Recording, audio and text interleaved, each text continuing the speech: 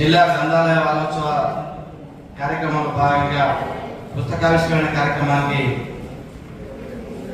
సభాధ్యక్షత వహించినటువంటి జిల్లా గ్రంథాలయ సంస్థ కార్యదర్శి శ్రీమతి బాలమ్మ మేడం గారికి, ఈ కార్యక్రమానికి ఆత్మీయ అతిథిగా ముఖ్య అతిథిగా విచ్చేసినటువంటి జిల్లా గ్రంథాలయ సంస్థ మాజీ చైర్మన్ అన్న గాద వినోద్ రెడ్డి గారికి,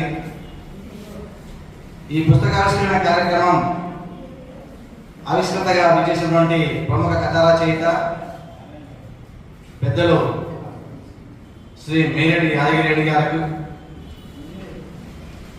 వారు రాష్ట్రపతి జాతీయ అవార్డు గ్రహీత. బహుశా ఇక్కడ కూర్చున్న వాళ్ళంతా కూడా చిన్న సన్నాలు కాదు,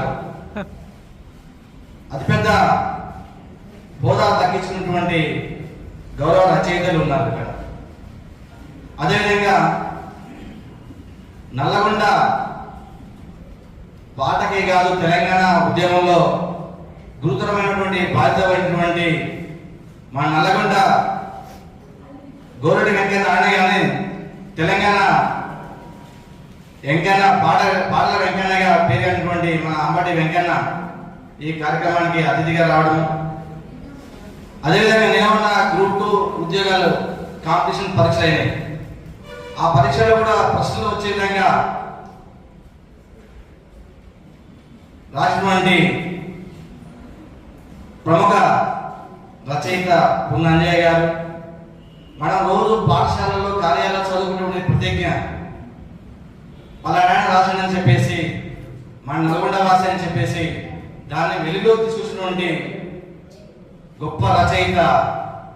వారు రాసినటువంటి పుస్తకాలు ఒకసారి పరిశీలిస్తే ఇంత పెద్ద రచయిత ఈ నల్గొండలో ఉన్నారని అనే అనుమానం వస్తుంది. అటువంటి రచయిత నా సహచర మిత్రుడు ఎలిగడ్డ శంకర్రావు గారు, అదేవిధంగా ఇప్పటిదాకా నవ్వుల పువ్వులు పూజించినటువంటి సత్యనారాయణ రెడ్డి గారు, ఈ కార్యక్రమ భాగాన్నంతా కూడా ప్రతిరోజు కూడా ఎజెండా ప్రకారం నడిపించుకోవడంలో రాష్ట్ర గ్రంథాలయ లైబ్రేరియన్ వేణుగోపాలాచార్య గారు, అదేవిధంగా మిత్రుడు రాజేష్ శ్రవణ్ కుమార్ గారు, శ్రీను గ్రంథాలయ నిర్వాహకులు, ముఖ్యంగా ఈ కార్యక్రమం విజయవంతం కావాలంటే పాఠకులు అవసరం. పాఠకులు లేకుండా సభ ఉండదు, వేదిక ఉండదు.